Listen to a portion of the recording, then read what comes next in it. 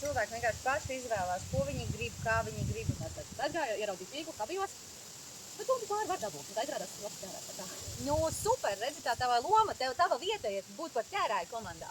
Tu tur iederējies. Pamēģināji, saprati, ka tavs ļoti labi. Ļoti labi atradi to, kas sirsniņai patīk. Un asis teikt par bumbu, jā. Tā ir, jā. Ā, so cute. Cilvēks ir par savu sporta veidu, var pateikt, deg par bumbu acis, tas jau ir. Redzi, tā ir tava vieta uz laukumu. Bez tevīm komandā būs skumīgi. Treniņš ir tomēr tāda laba forša izlādēšanās.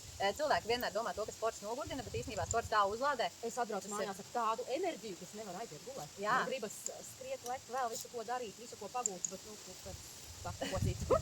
Tā ir atkarība no sporta.